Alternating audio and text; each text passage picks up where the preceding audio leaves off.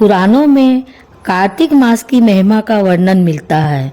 इस माह में दीपदान, स्नान, विष्णु पूजा और तुलसी पूजा के साथ ही कार्तिक मास की पौराणिक कथा सुनने का बहुत ही खास महत्व है। आइए सुनते हैं कार्तिक मास की कथा। कार्तिक महात्म, पहला अध्याय।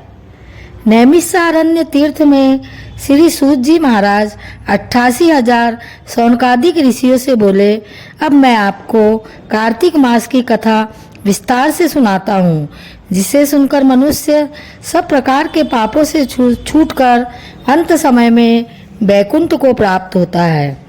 सूत जी बोले, श्री कृष्ण जी से आज्ञा लेकर देवर्षि नारद के चले जाने पर सत्यभामा प्रसन्न होकर लक्ष्मीपति भगवान से कहने लगी, हे नाथ, मैं धन्य हुई, मेरा जीवन सफल हो गया।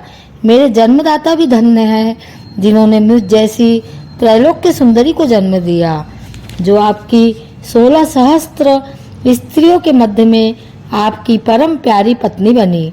मैंने वह कल्पवृक्ष आदि पुरुष आपके साथ नारद जी को विधि पूर्वक दान में दे दिया, परंतु वही कल्पवृक्ष मेरे घर लहराया करता है, जिस बात को मृत्युलोक में कोई भी स्त्री नहीं जानती। हे त्रिलोकीनाथ, मैं आपसे कुछ पूछना चाहती हूँ। आप मुझे विस्तार पूर्वक कार्तिक महात्म की कथा सुनाओ, जिसको सुनकर मेरा हित हो तथा जिसके करने से कल्प पर्यंत भी आप इससे विमुख ना हो।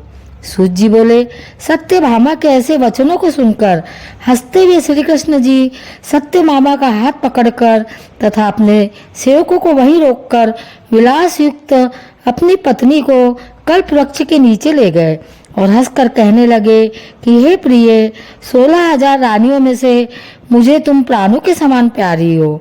तुम्हारे लिए मैंने इंद्र से तथा देवताओं से भी विरोध किया था। हे कांते, जो बात तुमने पूछी है उन अद्भुत बातों को सुनो। सूत जी बोले, एक दिन श्री कृष्ण भगवान ने सत्यभामा की प्रिय कामना के लिए गरुड़ पर सवार होकर इंद्रलोक जाकर कल्प वृक्ष मांगा।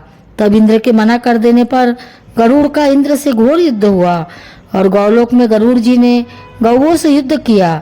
गरुड़ की चोट से उनके कान और पूंछ कट के गिर पड़े। उनके रुधिर से 3 वस्तु उत्पन्न हुई, कान से तमाकू, पूंछ से गोभी और खून से मेहंदी। इन तीनों के प्रयोग करने से मोक्ष प्राप्ति नहीं होती। तब गौओं ने भी क्रोध में भरकर गरुड़ को मारा, जिससे उनके 3 पंख टूटकर गिरे। इनके पहले पंख से नीलकंठ, दूसरे से मोर, तीसरे से चकवा चकवी उत्पन्न हुए। हे प्रिय, इनके दर्शन मात्र से ही शुभ फल की प्राप्ति होती है। यह सुनकर सत्यभामा बोली, हे प्रभु, मैंने पिछले जन्म में कौन कौन से दान, व्रत और जप नहीं किए हैं, मेरा कैसा स्वभाव था तथा मैं किसकी पुत्री थी और मुझे मृत्युलोक में जन्म लेना पड़ा। मैंने ऐसे कौन से शुभ कर्म किए जिससे आपकी अर्धांगिनी हुई। कृष्ण बोले, हे प्रिय, जो तुमने पूर्व जन्म में शुभ कर्म किए हैं विस्तार पूर्वक कहता हूँ। पूर्व समय में सतयुग के अंत में मायापुरी में अत्रि गोत्र में देव शर्मा नाम का एक ब्राह्मण वेद वेदांत का जानने वाला रहता था। वह रोज अतिथियों की सेवा, हवन और सूर्य भगवान की पूजा किया करता था। उसका तेज सूर्य के समान तेजस्वी था। उसके वृद्धावस्था में गुणवती नाम की एक कन्या हुई। उसका विवाह उस पुत्रहीन ब्राह्मण ने चंद्र नाम के अपने शिष्य के साथ कर दिया। चंद्र को अपने पुत्र के समान मानता था तथा चंद्र भी उसे अपने पिता के समान सम्मान देता था। एक दिन वो दोनों कुश और समीधा लेने के लिए वन में गए। हिमालय की तलहटी में भ्रमण करते हुए उन्होंने एक राक्षस को आता हुआ देखा। उस राक्षस से भय के मारे उनके सब अंग शिथिल हो गए और भागने की सामर्थ्य भी नहीं रही। तब उस काल के सदस्य राक्षस ने उन दोनों को मार डाला। उनके धर्मात्मा होने के कारण मेरे पार्षद उनको मेरे पास बैकुंठ में ले आए, क्योंकि उन्होंने आजीवन सूर्य भगवान की पूजा की थी।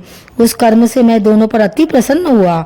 शिव, सूर्य, गणेश जी, देवी, इन सब देवताओं की पूजा करने वाले स्वर्ग को प्राप्त होते हैं। मैं एक होता हुआ भी काल और कर्मों के भेद से 5 प्रकार का होता हूँ।